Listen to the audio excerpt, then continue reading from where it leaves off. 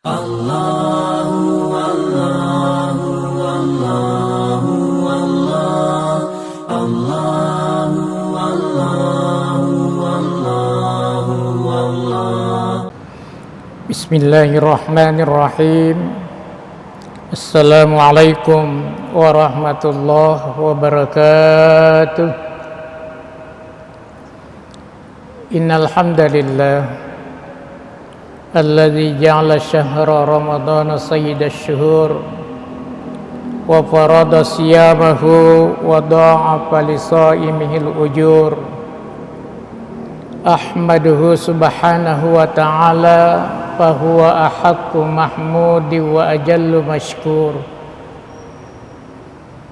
Wassalatu wassalamu ala asyrafil anbiya'i wal mursalin wa ala alihi wa ashabihi wa man tabi'ahum bi ihsanin ila yaumiddin, amma ba'du. Qalu subhanaka la ilma lana illa ma 'allamtana innaka antal alimul hakim wa la hawla wa la quwwata illa billahil aliyyil azim. Ma'asyiral muslimin jamaah rahimakumullah, puji syukur kita panjatkan kehadirat Allah subhanahu wa ta'ala, yang mana Allah alhamdulillah masih berkenan memberikan kesempatan dalam kehidupan kita ini, sehingga kita masih bisa beraktivitas melaksanakan fungsi dan tugas dalam kehidupan kita di dunia sampai detik ini. Bahkan kita memasuki pada malam yang ke-25 Ramadan 1441 ini, yang kesemuanya ini adalah merupakan sebagai perbekalan dalam hidup, sebagai modal dalam kehidupan kita yang hakiki, yang panjang, kehidupan kita yang sebenarnya. Itulah kehidupan kita nanti di akhirat insyaallah. Jemaah rahimakumullah, oleh karena itu Al-Quran dalam surah Al-Baqarah ayat 36 Allah subhanahu wa ta'ala mengingatkan kepada kita semuanya, sebagaimana firman Allah yang berbunyi, walakum fil ardi mustaqarrun wa mata'un ilahin. Kata Allah subhanahu wa ta'ala bahwa dalam kehidupan di dunia ini ada tempat tinggal untuk kalian. Di dalam kehidupan di dunia ini ada nikmat untuk kalian. Akan tetapi nikmat dan tempat tinggal tersebut, kata Allah, ilahin, sampai kepada batas-batas yang ditentukan oleh Allah subhanahu wa ta'ala. Karena dalam kehidupan manusia dibatasi kehidupannya oleh Allah, ilahin, semua makhluk yang hidup itu ada batas-batas di dalam kehidupannya. Maka biasanya setiap ada batas dalam kehidupan, berarti dalam kehidupan itu mesti dia pendek, mesti dia singkat. Karena dalam kehidupan di dunia dibatasi oleh Allah, maka kehidupan manusia di dunia ini tidak ada yang langgeng. Kehidupan manusia di dunia ini tidak ada yang abadi.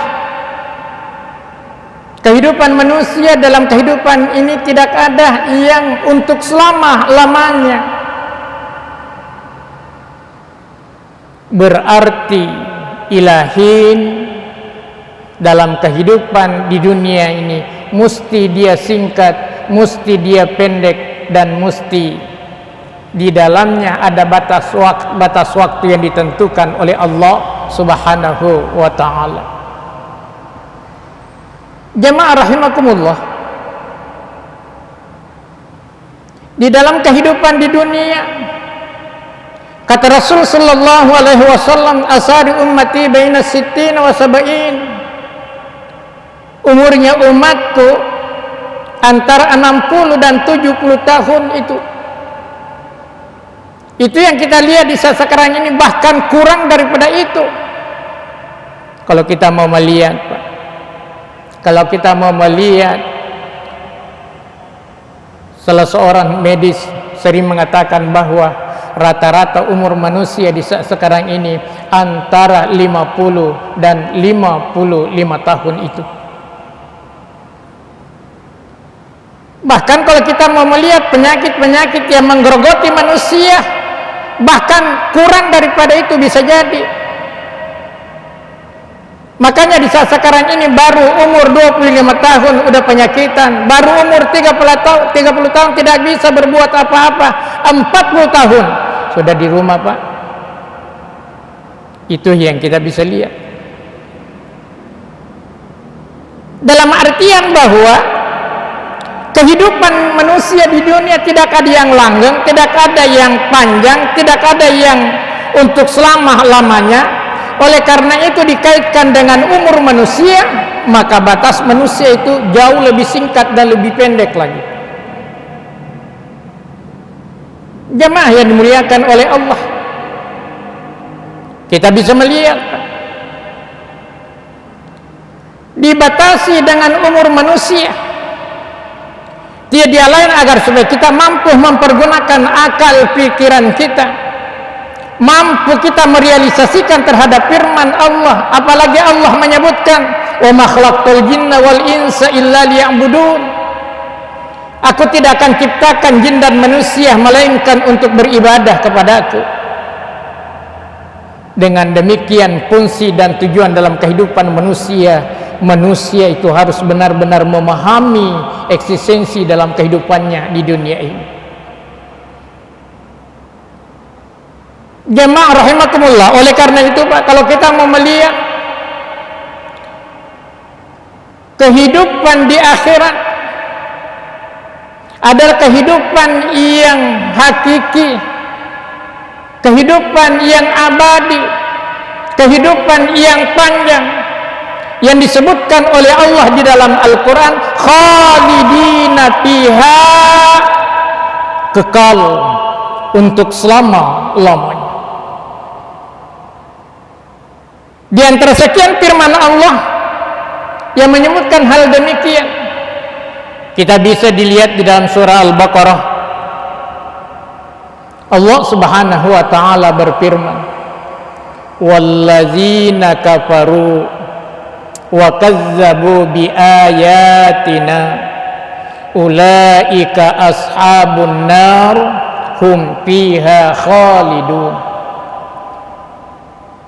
Wallazina kafaru wa kazzabu, adapun orang-orang kafir itu,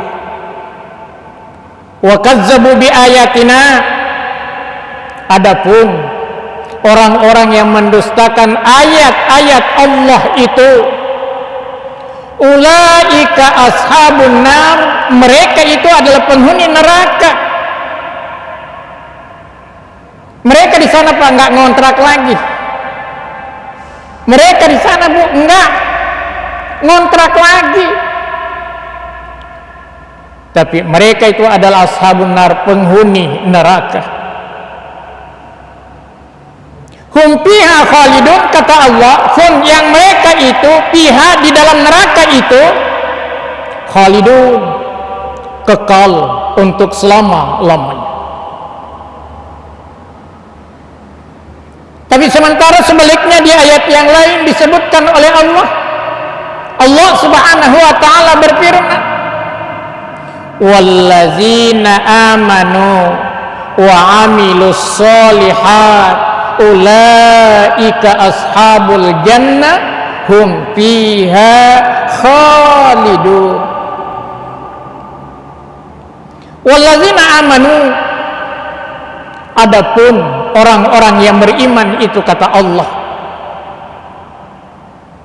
wa amilus shalihat, dan adapun orang-orang yang mengerjakan amal soleh apapun modelnya, amal ibadah yang mereka kerjakan itu, kata Allah Subhanahu wa taala, ulaika ashabul jannah, mereka itu adalah penghuni surga. Mereka di sini Pak Bu adalah mereka itu penghuni, mereka tidak kontrak lagi. Mereka itu adalah penghuni surga. Yang di dalam surga itu, kata Allah, mereka itu pihak di dalam surga itu khalidun, mereka untuk selama-lamanya. Jamaah yang dimuliakan oleh Allah Subhanahu wa taala, dua ayat ini ditambah dengan 3 ayat tadi yang pertama, ini membuktikan dalam kehidupan kita bahwa dalam kehidupan kita di dunia adalah kehidupan yang singkat, kehidupan yang terbatas. Tapi kalau kita mau melihat ayat yang kedua menyebutkan bahwa kehidupan di akhirat adalah kehidupan yang hakiki, kehidupan yang sebenarnya, kehidupan yang untuk selama-lamanya itu. Kalau kita mau menarik suatu kesimpulan di dalam ayat ini bahwa di akhirat yang belum pernah kita lihat itu, yang sepintas lalu yang kita dengarkan, maka ayat ini dapat membuktikan bahwa di sana hanya ada 2 tempat tinggal. Kalau kita bukan di dalam neraka, berarti kita berada di dalam surga. Hanya ada 2 tempat ini yang disebutkan oleh Allah di dalam Al-Quran. Apakah kita penghuni surga ataukah kita penghuni neraka? Oleh karena itu hadirin jamaah yang dimuliakan oleh Allah Subhanahu wa taala, kita dapat melihat, kita dapat berpikir sendiri bahwa kehidupan kita di akhirat adalah kehidupan yang hakiki, kehidupan yang panjang, kehidupan yang untuk selama-lamanya itu. Semuanya kehidupan itu di dalam salah satu hadis Rasul sallallahu alaihi wasallam adalah ad-dunya mazra'atul akhirah.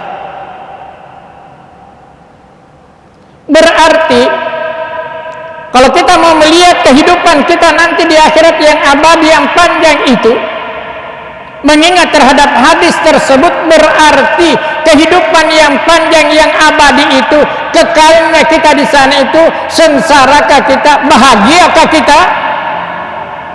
Semuanya Pak dapat ditentukan dalam kehidupan di dunia ini, dalam waktu yang sangat terbatas dan waktu yang sangat pendek itu. Oleh karena itu marilah kita melihat firman Allah yang tadi yang saya sebutkan, wa ma khalaqtul jinna wal insa illa liya'budun. Kata Allah, aku tidak akan menciptakan jin dan manusia melainkan untuk beribadah. Satupun ayat tidak ada yang menyebutkan Pak, wa ma khalaqtul jinna wal insa illa liya'kulun, itu tidak ada. Satupun ayat tidak ada yang menyebutkan wa ma khalaqtul jinna wal insa illa liyaf'alun, makan, bekerja. Tapi semua di dalam kehidupan, tujuan fungsi manusia dalam kehidupan adalah liya'budun, semata-mata untuk beribadah dan menyembah Allah Subhanahu wa taala. Hadirin jamaah yang dimuliakan oleh Allah, sementara dalam itu kehidupan di dunia dalam rangka penyeberangan untuk ke alam akhirat, kita dapat melihat, perhatikan Pak firman Allah di dalam Al-Quran, di dalam surah As-Sajdah ayat 12 disebutkan oleh Allah, walau tara izil mujrimuna nakisu rabbihim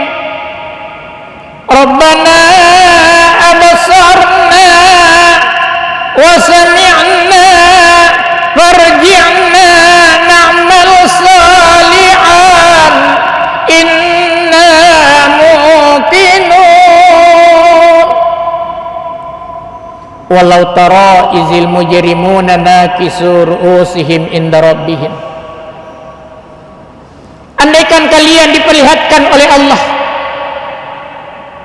terhadap apa yang diperlihatkan terhadap orang-orang yang sedang mengalami sakaratul maut itu, mereka menjerit, mereka menundukkan kepala di hadapan Allah. Kenapa? Karena mereka semua diperlihatkan terhadap semua aktivitas-aktivitas yang mereka kerjakan selama di dalam kehidupan di dunia ini.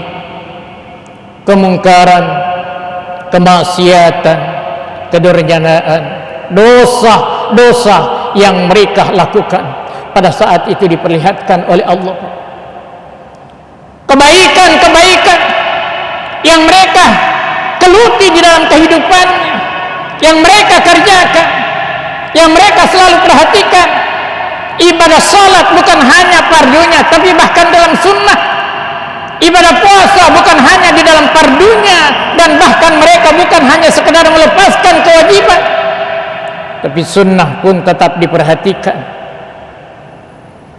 Mereka itu diperlihatkan semuanya. Jangankan hal yang demikian itu, segala bunyian, segala nyanyian, apapun modelnya, semuanya diperlihatkan oleh Allah.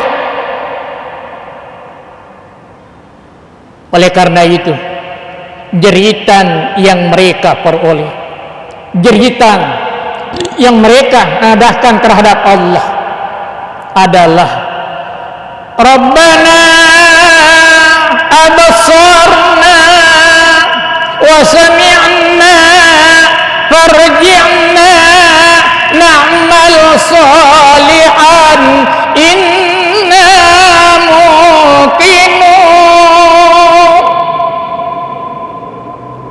Setelah mereka diperlihatkan semua oleh Allah terhadap aktivitas-aktivitas yang mereka peroleh, yang mereka kerjakan selama di dalam kehidupannya, mereka menjerit, Rabbana absarna, ya Rabb, ya Allah, sungguh Engkau telah memperlihatkan aku semua, sungguh Engkau telah mendengarkan aku semua.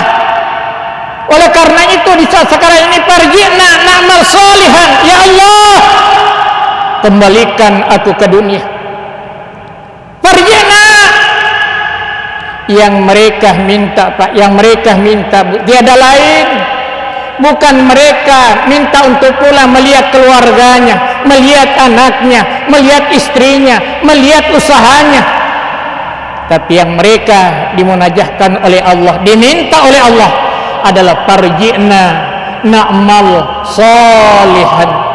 Mereka minta untuk mau mengulang kembali, mau memperbaiki kembali, mau mengerjakan kembali terhadap amal-amal yang mereka diperintahkan oleh Allah itu. Kenapa pada saat itu baru inna muqinun? Mereka, Pak, baru yakin, tapi mereka itu adalah orang-orang yang bukan beriman, karena mereka telah diperlihatkan oleh Allah.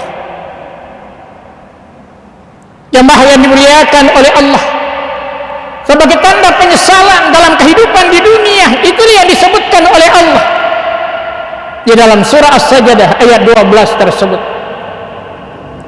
Ditambah lagi dengan kemalasan manusia dalam kehidupan dunia dalam beraktivitas amal ibadah. Perhatikan firman Allah, Pak. Penyesalan selanjutnya yang dihadapi oleh manusia pada saat akan menghadapi kematian itu. Perhatikan firman Allah di dalam surah Al-Ma'ud ayat 99 ayat 100. Hatta iza ahadakumul maut qala rabbirji'un la'alli a'malu salihan fima taraktu. Mereka pada saat akan dihadapi dengan sakaratul itu, akan dihadapi dengan kematian itu, mereka sudah terlepas dengan sakaratul maut itu, sehingga walaupun mereka bermunajat apapun yang mereka minta kepada Allah, yang mereka munajat kepada Allah, pada saat itu, Pak, bukan lagi wilayah doa yang diperuntukkan oleh manusia untuk Allah. Tapi di situ adalah sudah mulai penyeberangan. Sudah kita melewati dengan sekarat menuju kita dihampiri oleh kematian. Maka pada saat itu sama sekali tidak ada lagi doa yang bisa diterima oleh Allah Subhanahu wa taala.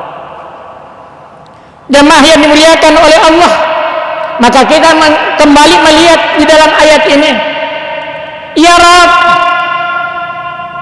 kembalikan kami ke dunia. Qala rabbirji'un. Apa yang mereka minta? La'alli a'malu shalihan fima taraktu, agar supaya kami bisa beramal. Mereka minta terhadap Allah, bukan mereka untuk mau pulang kembali terhadap keluarganya, melihat kembali terhadap usahanya. Tapi mereka akan mengulang kembali, mereka akan memohon kepada Allah untuk dikembalikan ke dunia, agar supaya amal-amal yang mereka tinggalkan selama di dalam kehidupannya, mereka akan mengulang kembali, mereka akan mengerjakan terhadap amal yang ditinggalkan itu. Jemaah yang dimuliakan oleh Allah, penyesalan itulah yang akan dihadapi oleh manusia. Oleh karena itu, baru di dalam sakaratul maut, dalam rangka menghadapi kematian, sudah diperlihatkan terhadap penyesalan-penyesalan itu. Wa may ya'mal misqala dzarratin khairan yarah wa may ya'mal misqala dzarratin syarran yarah. Sekecil apapun kebaikan yang kita kerjakan dalam kehidupan di dunia, mesti kita diperlihatkan oleh Allah. Dengan kata lain, mesti kita dibalas oleh Allah. Tapi sekecil apapun keburukan, dosa, kemungkaran dan kemaksiatan yang kita kerjakan, ya rahu, niscaya kita diperlihatkan oleh Allah, niscaya kita dibalasi oleh Allah. Oleh karena itu, mumpun kita masih ada di 10 terakhir daripada bulan suci Ramadan ini, marilah kita memaksimalkan untuk mengerjakan amal, memaksimalkan terhadap pelaksanaan ibadah sholat. Bukan hanya sekedar melepaskan rutinitas kerja dalam kehidupan sehari-hari, tapi kita bisa melaksanakan agar supaya kita tidak termasuk di dalam firman Allah yang menyebutkan fawailul lil musallin, neraka wail bagi orang-orang yang salat. Salat yang mereka yang bagaimana? Allazina hum an salatihim sahun. Mereka itu lalai di dalam salatnya. Mereka itu lalai di dalam salatnya. Ada 2 instruksi oleh Allah yang diingatkan kepada hambanya pada saat dia melaksanakan ibadah salat itu. Yang pertama kata Allah, aqimis sholata li zikri. Mulai pada saat kita takbiratul ihram, pada saat kita menjalani terhadap ibadah salat tersebut, sampai diakhiri dengan salam assalamualaikum, assalamualaikum, maka tiada lain aktivitas di dalam rohani kita yang kita harus jalankan adalah mengingat Allah Subhanahu wa ta'ala. Yang kedua yang kita lihat di dalam firman Allah dalam mengingatkan hambanya, la taqrabus sholata wa antum sukara hatta ta'lamu ma taqulun. Jangan kalian mendekati ibadah salat sementara kalian tidak dalam keadaan konsentrasi. Bahasa kasarnya dalam keadaan mabuk, sampai kita tahu persis apa yang kita kerjakan pada saat itu. Begitu juga pada saat kita melaksanakan ibadah puasa, bukan hanya sekedar kita melepaskan rutinitas pelaksanaan itu sehingga kita tidak termasuk dalam hadis Rasul sallallahu alaihi wasallam, kam min shaimin laisa lahu min siyamihi illal ju'i wal atas. betapa banyak orang yang melaksanakan ibadah puasa, tapi mereka tidak akan mendapatkan nilai apa-apa, melainkan hanya kelaparan dan kehausan.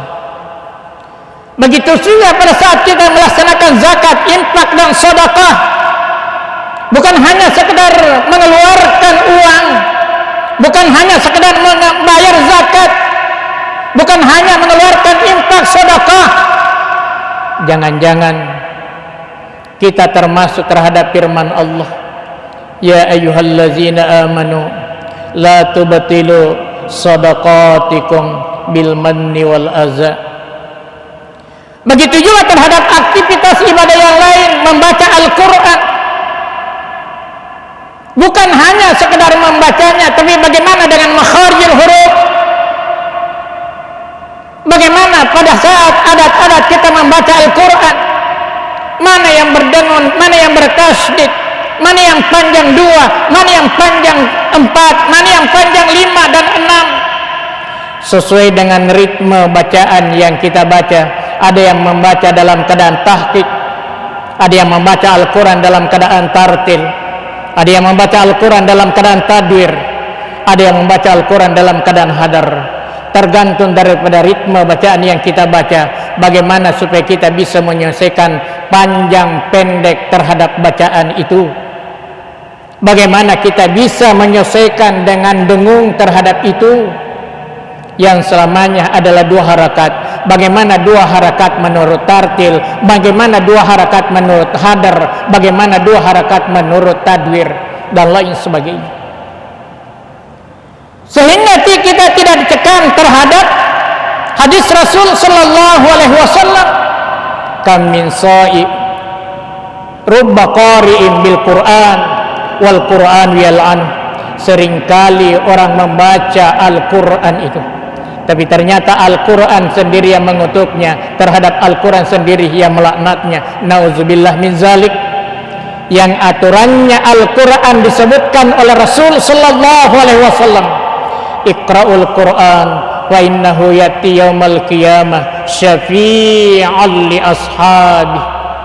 Bacalah Al-Quran itu, karena sesungguhnya Al-Quran itu nanti akan menjadi syafi'an, menjadi pembela nanti di akhirat jamaah yang dimuliakan oleh Allah. Begitu pula di dalam akhir Ramadan, bagaimana kita bisa memperbanyak dengan zikir sebagai ya ayyuhallazina amanu zkurullaha zikran katsira.